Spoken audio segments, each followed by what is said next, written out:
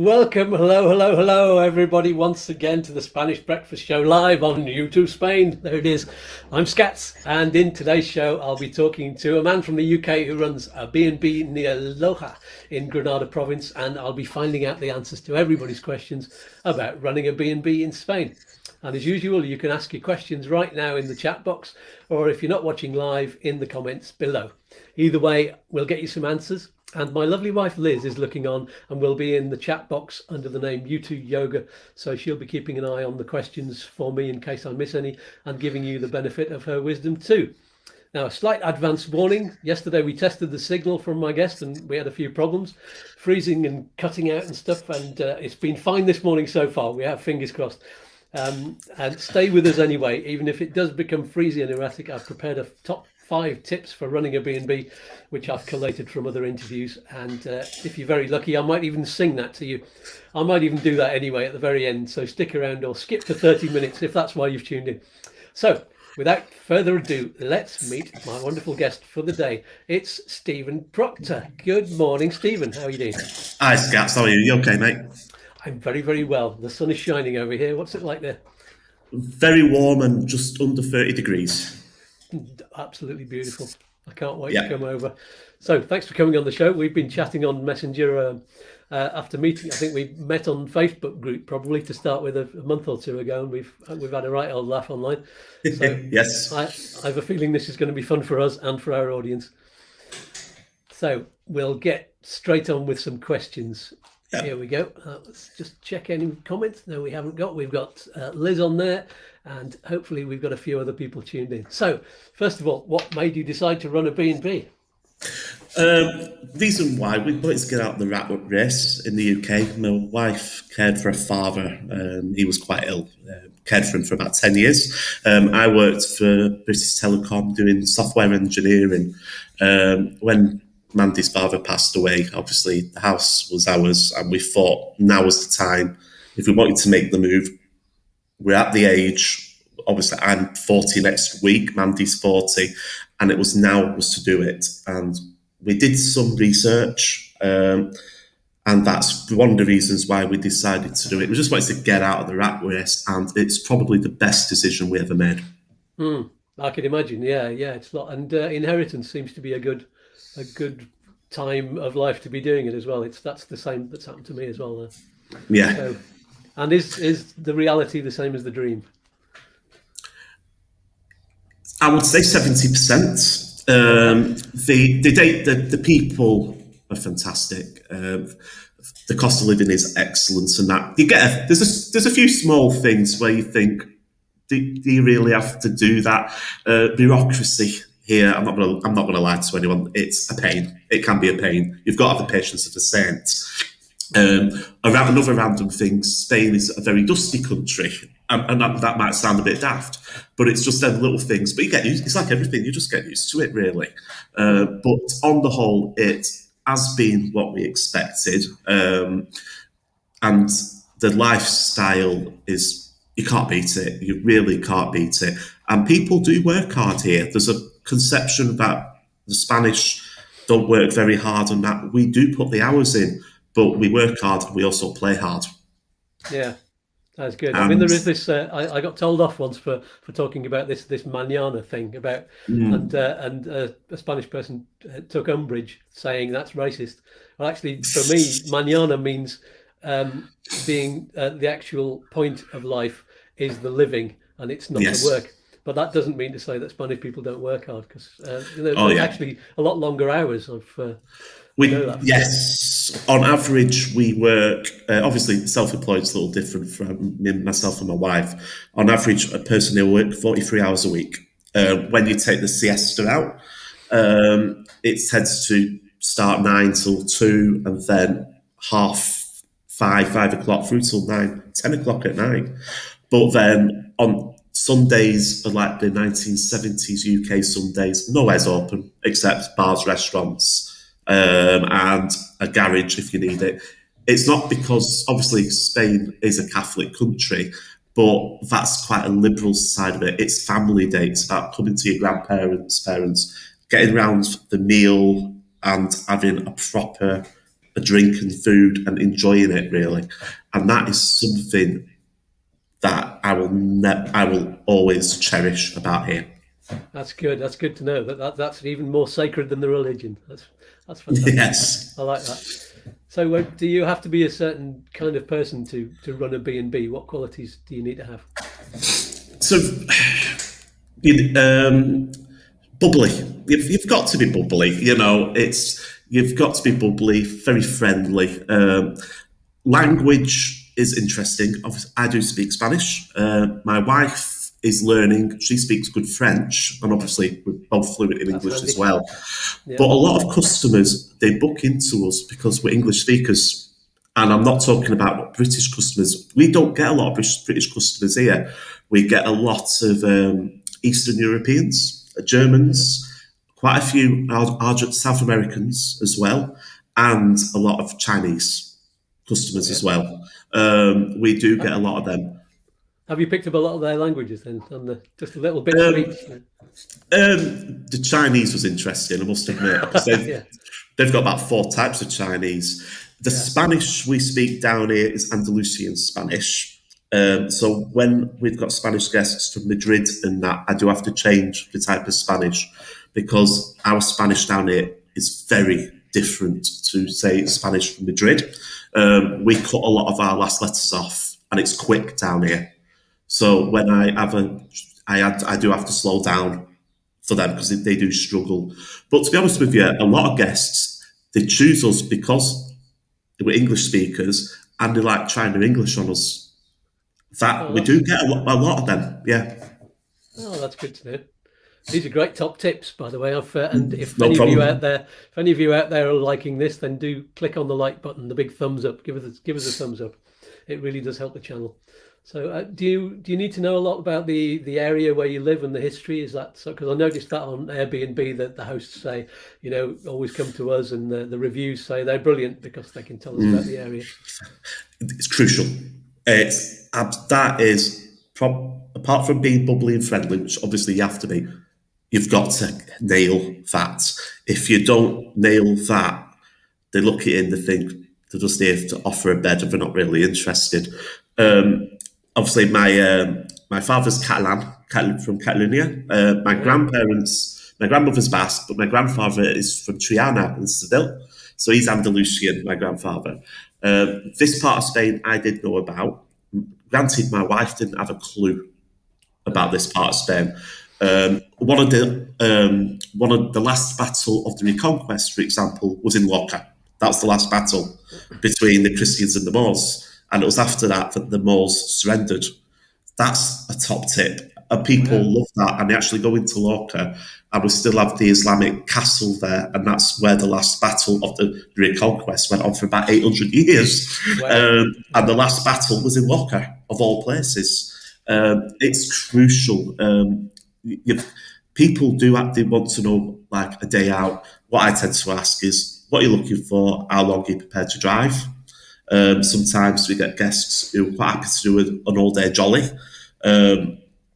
We have a place which is an hour away called the Costa Tropical, which a lot of British people don't know about. That's the only part of Spain where we grow bananas, mangoes. It's like being in the Caribbean, and we actually have our own rum that's produced from down there. I send people down there, especially British and Irish people. They love it down there. They've never even heard of the place. It's them little tips. We knew about it because we stayed in the Alpujarras, and that's where, and it's that place is possible because of the rundown from the mountains from the Sierra Nevadas, isn't it? Indeed. It's beautiful. So much information. Yeah. No problem. Yeah. What's the most important thing about running a B&B then? Getting a good Hester. You have to get a Hester. If you're not too good on the language, which will come in time, a good English speaking Hester, they'll guide you through, make sure you do your taxes properly and your tax returns. That's important about running it. After that, is that what a Hester is? It's an accountant, or is it they cover a lot of other things? They're generally a bookkeeper, but they can cover other things. Some can even you can even buy property through them. Not all of them, I must stress that, but some of them. But Hester is generally a bookkeeper. They'll do your taxes and make sure all that's done. That is important. Beyond that, it's you. What are you giving to your customer when they come in? A friendly smile, making sure that it's clean. It's pretty basic stuff, but it's crucial stuff that everyone looks for. That is pretty key, really, and being flexible as well. Because you've got people from different cultures coming in. So some people will want to use your kitchen. Some people, obviously being close to Morocco, we have a lot of Islamic guests. And I always ask, do you want to pray? And they do. So upstairs, I've marked where it's east. And it's a tiny touch, but like our Moroccan guests, they really appreciate that. And and if they want to do the call, when they do the call, I've said put it on.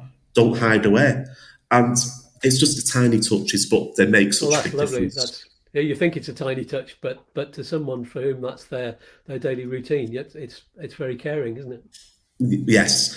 If you can nail that, you're fine. You're absolutely fine. So I was going to say, what's the secret to a good B&B? That's a separate question, but it's the same thing, isn't it? Is it just caring and empathy?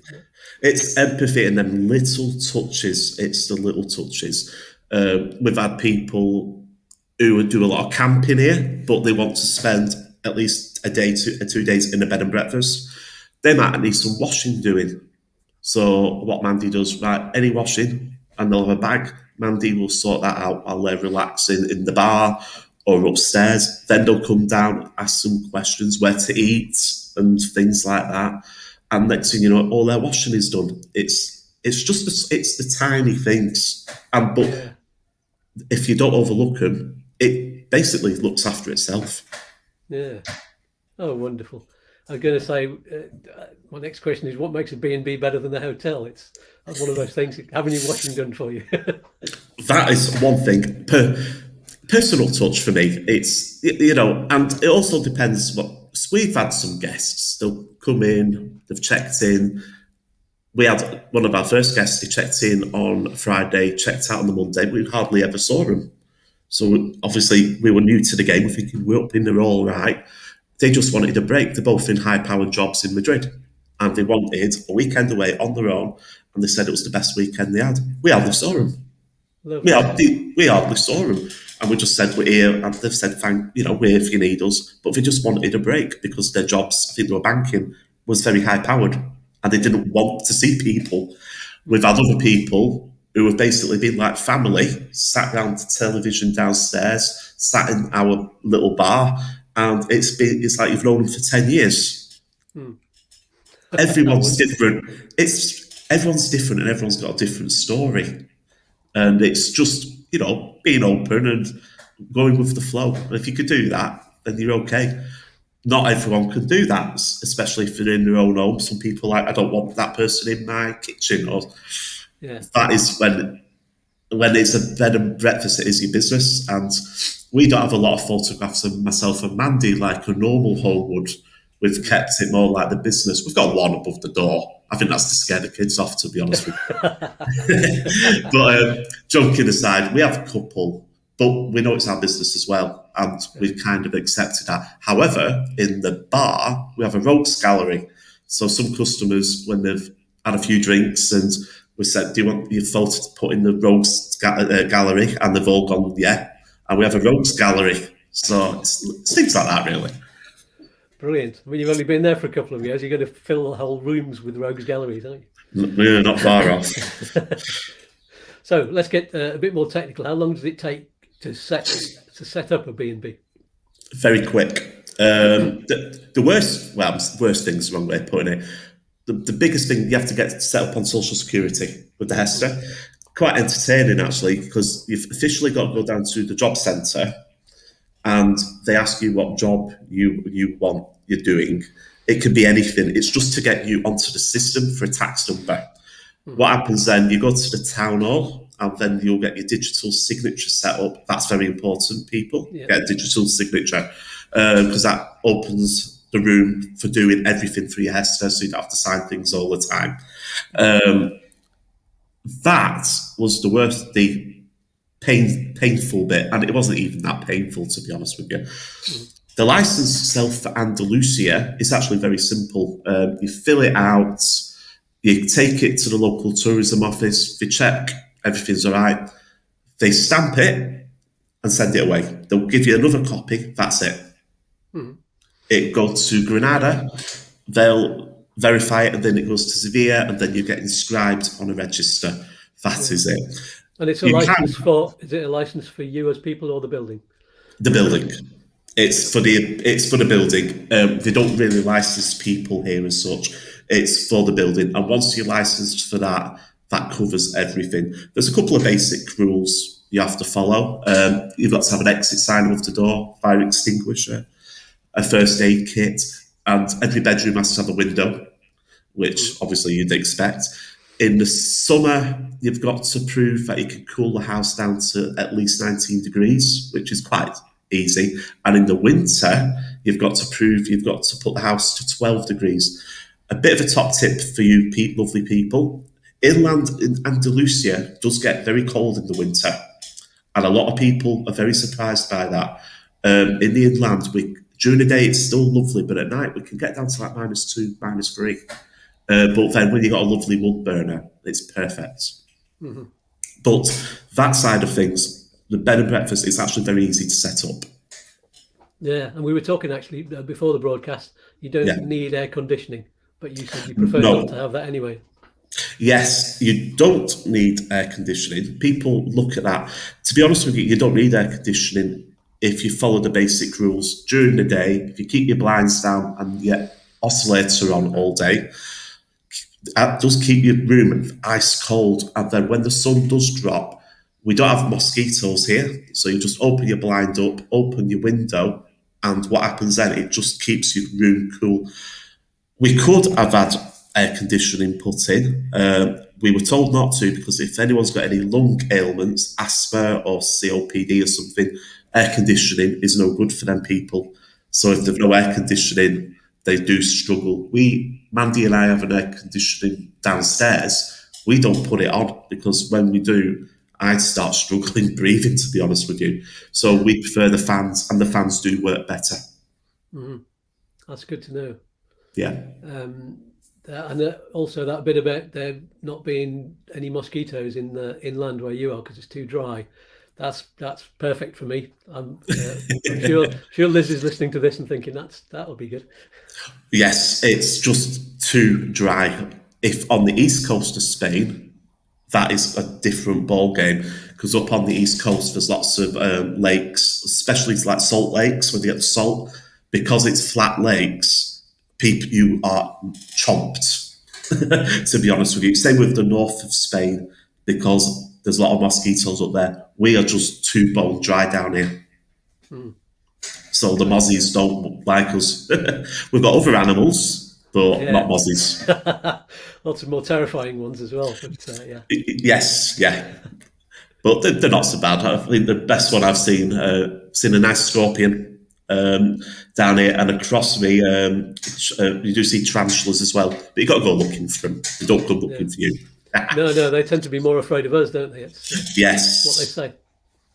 Oh, when you set up a B&B, how long does it take to get enough customers? Are you Airbnb? We are Airbnb.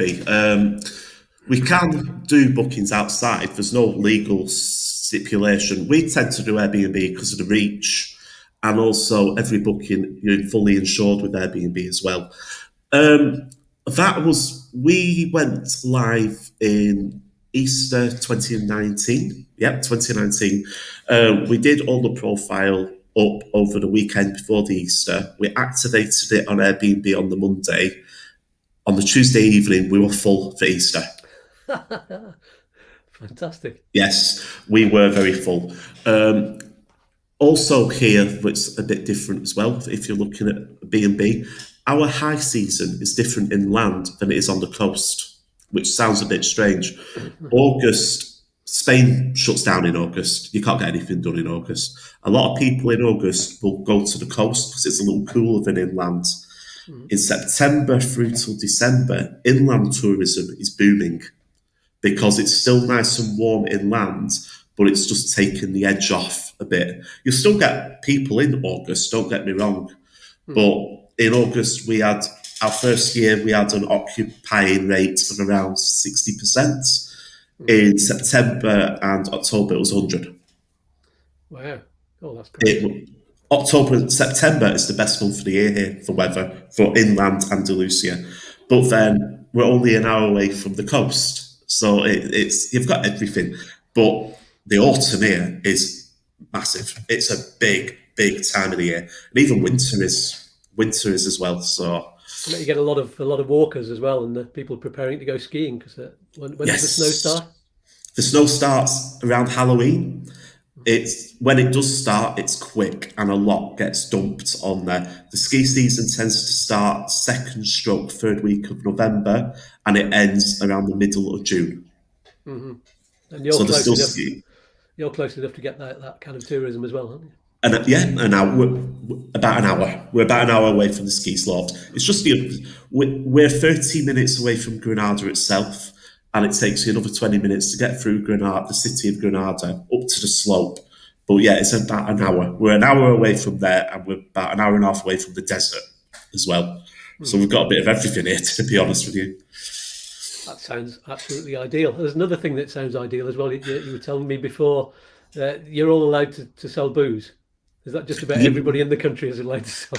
Pretty much, yeah. It's I was in hospitality when I was in the UK. Obviously, you need a license for the building and a license for yourself. Here, it's once you've a licensed business and you've got the opening license, which is done for your HESA, that is it. You can serve booze. Obviously, we serve booze just to our guests. So that is the reason we converted what was a sorry-looking garage into a bar. And we've probably taken more over the bar than what we take for the rooms, to be honest with you. But it's very good. It's a bow. It's another string to the bow. And I would recommend to anyone who's looking at doing a bed and breakfast, have a bar. Yeah, Definitely. Good advice. So, any problems that you've encountered along the way? How do you solve them? We've had a few. We've had a few issues. Neighbourhood wise, we've had no issues with that. It's more sometimes the slowness here, the bureaucracy again. If things can be slow, and especially in the summer, you can't get anything done in the summer, to be honest with you, paperwork wise. But a lot of the little issues we've had. We've seen now and again you can get electrical cuts here. That's quite common in Spain, but that's getting better over time. If you like mobile phones here, that's very hit and miss because of Spain's very peaky and trophy. But any other little problems, the neighbours will help you as well. It's very self-sufficient here. The villages, they tend to be self-sufficient, not because they don't like outsiders, they just like getting things done. Myself and my wife Mandy, we're very fortunate because in our village we have a spring, and the water in the village is supplied by the spring, and we only pay €20 a year for the water, which you'd think in Spain it would be very expensive. But Spain, it's full of springs, and if you're lucky enough to have a spring in your village, you tend to don't pay for the water. So there's that thing. But any problems, they tend to get done quite quick here. And unless it's a very serious problem, they don't really bother, to be honest with you. They just let you get on with it. I like that about here. It's very good. People are relaxed, and the attitude here, if it is a problem, we'll just fix it, and it gets fixed. But to be honest, we've been quite lucky. We've not really had any serious problems. So... Yeah, fabulous. Well, seeing as this is the Spanish breakfast show, I've called it that, but I've never had a Spanish breakfast on it. But what do you serve for breakfast in a B&B? What we did do at the start, we did do a full continental spread, but over time we did pull that back a little bit because we charged a few euros for it. What we tend to do, to be honest with you, we're a bit British, but without the fry up. We tend to serve. The Spanish love the toast here. They love toast with tomato on, sweet tomato, cereals, breakfast isn't a big breakfast isn't a big meal here. It's very light. It's lunch where the party starts. But me and Mandy tend to serve breakfast. We serve cereals, toast with preserves, unlimited tea and coffee. And me and Mandy, we only charge like €3 for each adult, 150 if a child's under 12. And it's just basic cereal and toast. And the customers love it because it's cheap and cheerful, but it fills them up for the day. And we don't have a limit on toast or the cereal. Basically, eat until you've had enough. That's what we tend to do. Easy to do, and the customers appreciate it. Yeah, not a lot of cost either. And yeah, it does sound like you've got a lot less costs in terms of like council tax in the UK is really high, but that's really low in Spain. Water Yes, rates is, for you, that yes. 20 a year sounds quite low. Yes. Our council tax here in euros is 302 a year for the council tax. My wife and I, we lived in Accrington in Lancashire. We had a lovely little flat, but the council tax in euros there was just a halfpenny off €1,500 a year. Mm. It's a big difference. The electric here can be expensive. However, ironically, on Tuesday, they're changing the billing system throughout Spain, and now they're having time zones where a cheap rate is all weekend, and then during the working week, they've got an expensive rate. They call it expensive between 10 and 2 in the morning stroke afternoon, Yeah. an intermittent rate between 2 and 6, expensive rate again between 6 and 10 in the evening, then an intermittent rate between 10 and 12, Well, then between midnight and 8, the cheap rate, they call it, where it's costing next to nothing. And the Spanish government are presuming, they're expecting people to save around €300 a year if people box clever and use the cheap and intermittent rate, not the expensive rate, because it can be expensive here. Especially the aircon is brutally expensive. That is nasty. You can get a nasty bill if you're not careful with that. And yeah. like we were discussing before, it doesn't really do a particularly good job. Ironically, it's the fans. But apart from that, it is very cheap here to run a house. It's ludicrously cheap. It really is. Those electricity rates sound really good. I bet the people who sell electrical timers, are rubbing their hands together in glee because everybody's going to put their washing machine and everything on that.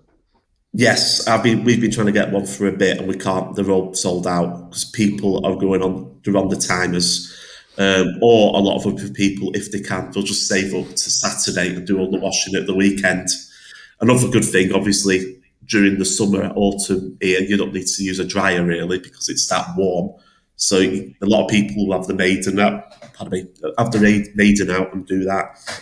But having said that, me and Mandy, we've got LED bulbs, and even when we have customers, we don't pay more than €70 a month for electric. Gas here is very cheap. A lot of people forget about the gas. Unless you're in a city, you're not on pipes gas here, it's bottles. Similar to your barbecue. We have a hob. We change that once a year. And the water, we change that once every 4 to 6 weeks, and it's €13 for a tank. Wow. So that's cheaper than the UK as well. And the gas man, they come round the villages at least once a week, and you just do a trade off, one in, one out. So they do that as well. So the gas is cheap as well. And then we could talk about the booze, but I don't think we'd be talking about anything else if we talk about how cheap the booze is here. Yes, I know. I'm so looking forward to that. You recommended me a bottle of wine that's like 149 or something like that. Yes, absolutely beautiful it is, yeah. But it is the cost of living in that area is a lot cheaper. But it's the pace of life, and until you're here and living here, then you can fully appreciate it. Mm-hmm. Yeah. And have you found that since running a B&B that you're at home more often than you thought you would be, or do you manage to get out? We can when we're busy, because you're that busy. To be honest with you, you don't really. It disappears because we tend to ask people to leave by 11. Then we've got a 4-hour gap between cleaning the rooms out, doing the bedding and all that before your next customers come. We set ourselves a target of doing our cleaning by 1:30, so at least we can sit down and have some lunch. If me and Mandy need a break, what we tend to do is just shut the bed and breakfast for a night or two. We'll nip down to the coast, maybe go up to Cordoba or down to Granada. But to be honest with you, we enjoy the work that much. We don't tend to do that, but you've got to love. You do spend a lot of time in the home, but that's where the bar comes in. It also helps having a bar as well. To be honest with you, Yeah. I might. Yeah, it's like going out down the pub, isn't it? pretty much, but with no closing time. Not that we have a closing time here anyway, but yeah. So, anything strange and bizarre or funny happen? Spill the beans. Oof. God, I think the guests. It's the guests. They're quite funny. We had some guests in. I felt really sorry for them. They got really delayed from the ferry from Morocco to Algeciras on the south coast. They should have been with us at 9 o'clock in the evening. We tend to shut off about 9, 10 o'clock. They only got to us at 2 o'clock in the morning. Now, luckily, we didn't have any other guests in. As you can imagine, they were a little bit stressed. So they parked the car up. I went, right. I said, follow me. Sent them up to the room. Did the ID check, which you have to do here. I went, right. I said, there's a bar in there. The first drink's yours. I'll be with you in a minute. Within half an hour, they'd gone from irate to relaxed. And then an hour later, they went from relaxed to drunk. And it's exact. And it was what they needed. Tipsy, not drunk. But it's the guests. The thing is, as a bed and breakfast owner, you don't know who's coming through the door. It could be anyone coming through the door. And you can get difficult customers. We've had a couple of very difficult customers. You just got to smile a lot, really, until the point it hurts. But that's two customers out of, we've had hundreds, literally hundreds since we've opened. Everyone else, they're brilliant, but people have the quirks and all that. We had a young chap who still couldn't believe we had a bar, and he started doing video conferences to all his friends in Morocco, pointing everything out. And we just thought it was funny more than anything. And he went in there. He should have stopped for a day. He stopped for a week. But it's just the stories he gets, and how they interact with people in the village as well. And that's nice, because when you have a rural bed and breakfast in a small village like ours, this is Spain. This is proper Spain. It's not like going to a seaside resort like Torremolinos or Benidorm, where it's British breakfasts, British people, and you're in Little Britain. If you want a proper rural tourism, you come to a place like where we are. This is Spain. And that is what people will remember about the holiday here. They'll probably forget about me and Mandy and that, but they'll remember the area and how beautiful it is. Yeah. But I bet they don't forget you. Yeah, well, some do, some don't. But it's but funny stories wise, a lot of it's when you see them relax when they're in the bar. They tell the stories, and they'll tell us stories about how they've come over. We had a guy and his partner who were traveling the world, but they were only using trailer boats and freight boats, and they were telling us how they're traveling the world and how they accidentally walked in on two of the sailors, but I won't go any further. Little things like that. But yeah, there's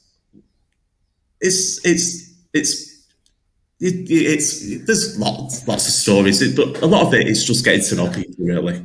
Yeah. I imagine that repeat business is quite important to you. It is. I think one thing, it's a good thing. It shows us in a good light. The amount of customers we've had that have only come in for a day and end up staying longer.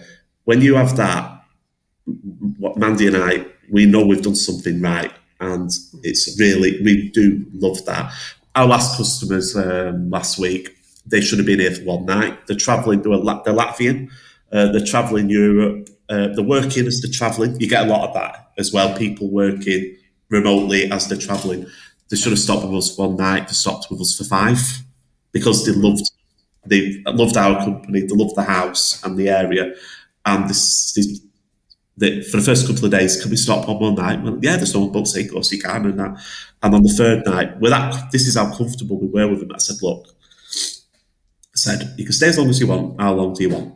And let's just book it off now. And she looked at her husband, and he's like, another 2 nights, then we do have to get going towards Portugal. I went, okay. And that. But it was like having family over. And when you get to that point, you know you've cracked it, really. And I'd say that to any prospective B&B owner. If you can get to that point where they want to stay longer and they feel like family, you've done your job. Mm. When you have customers and you're feeling uncomfortable, that doesn't mean you're not doing your job. That could just be how the customer is. Like I was just saying, you don't know who's coming through the door. And not everyone are particularly nice, not everyone are particularly lovely, but the vast, vast majority are nice and lovely. You just get the odd one. But that's in any line of business. Yeah, absolutely. I just imagine that you get more people, almost a better class of customer inland, because you don't have the people who are just there for a night out on the coast. Yes, you do. We get a lot of campers. We do get a lot of campers because a lot of people in this part of Spain, camping is quite big. But a lot of people, even though they might come down here for a month, 2 months to camp, every week or so they want to go into a Casa Rural like ours or a bed and breakfast where they just want a hot shower, they want a proper bed, they want clothes washing, and little things like that, and then it's just a break from the camping, and then they'll move on. We do get a lot of inland Spain. We do get a few British and Irish customers, but the vast majority of our customers are Schengen zone customers, Germany, France. Also, we do get a lot of South American customers inland Spain as well, Chinese, a couple of Australians and Malaysians. But inland, you do tend to get more couples and family as well, because they're not here for the glug, glug, glug by the pool holiday, which some people do. They want the culture. And believe me, people, in Andalusia, you're on a culture overload, because there's cultures there's Catholic culture, there's Islamic culture, everything here. And if you don't get enough culture here, you never will, to be honest with you. I can't wait, personally. I mean, Liz and I absolutely love that. That's when we came to Granada. She was desperate, and so was I, to go to the Alhambra, and that's just a fantastic place. So, yes, the Alhambra is stunning. We also have the Mosque Cathedral in Cordoba. That is very underrated for me. And a lot of people don't really know about that, but when I've advised customers to go up to Cordoba, they'll go in there and they think it's just as good as the Alhambra, because it's absolutely stunning. It's a Catholic cathedral now, but it was the seat of the Caliphate of Cordoba. And it's basically, when the Christians reconquested Spain, they never knocked any mosques down. They simply built on top of them. So all the architecture is still Islamic. And if you go to Cordoba, you might as well be in Cairo. That's what it feels like. It doesn't feel like Spain. It's like you think you're in the middle of Cairo or Marrakesh. It's a stunning city. And the amount of people I've sent there and they've come back and went, thank you for sending us there. Wow, what a place. But it's another place. It does get very hot as well. So you've got to think of that as well, to be fair. But culture-wise, we have everything here, and we're very fortunate. Fantastic. One final question, because I've gone way over my usual half hour, but it's been so brilliant talking to you, and we could probably do at least 2 programs like this. Yeah. But we'll bring it to a close with a last question, I think, and switches around there. What effect has Brexit had on you, or will it have on you, do you think, or will it be none at all? None at all for us. Because I've got Spanish nationality. Obviously, my wife's here through me.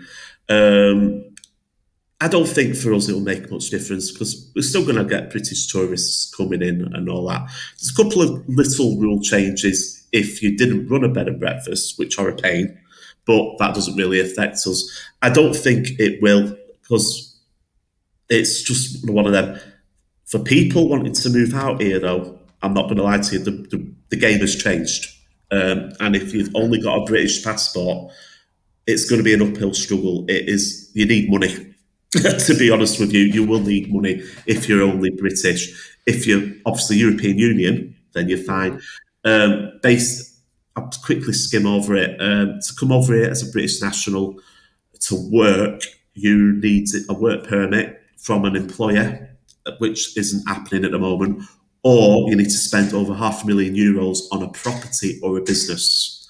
If you've got the money to do that, plus taxes on top, then they will give you work rights and a golden visa. The other visa, they don't let you work here. That's called a Non Lucrative Visa, where you need a set amount of money in the bank, depending on your family size, but you're not allowed to work. They don't give you work rights. Yeah. So, we've done four videos all about that. If anybody's interested, look for them on the channel. So, I'm not going to lie to you, it's a struggle. So unless you've got an Irish parent or grandparent knocking round, that side of things is an uphill struggle. For us, we're okay because of my citizenship, and we came out before Brexit anyway. But I think if you got out here before Brexit, well played. Very well played. But day-to-day running, it makes no difference for us. And the Spanish authorities for British residents, I've been legally here since last year, they've bent over backwards to sort out residency. Some of the scare stories in the newspaper are simply not true. Good to know. Fabulous. Well, this has been brilliant. I'd say that's time up for today. If anyone else has any more questions, then you can still ask them in the comments below on the playback, and I'll still reply and get you some answers. So I'm going to let you go now, Stephen. It's been an absolute pleasure and a joy. And for someone who's never done this kind of thing before, you've been a natural. Thank you very much. I was a bit worried about that. I'm not going to lie to you. No worries at all. I can't wait to meet you in the flesh when we arrive. You too, sir. And so everybody say goodbye to Stephen. Goodbye. Bye-bye. Thank you. No, bye.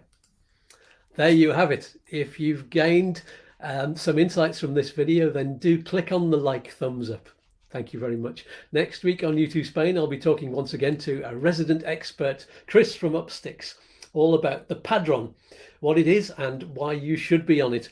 So have your questions ready and join us next Saturday at the usual time of 9:30 a.m. if you're in the UK or Ireland, or 10:30 if you're in Spain.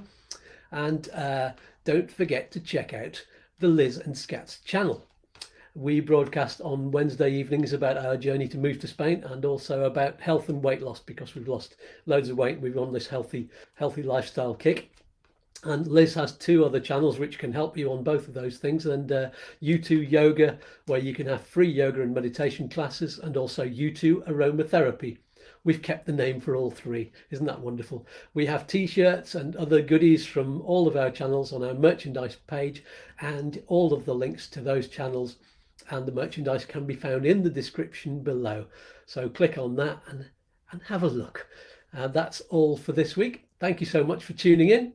Please subscribe and click on the bell, ding, if you haven't already, and I'll see you soon. Peace and love, and bye for now.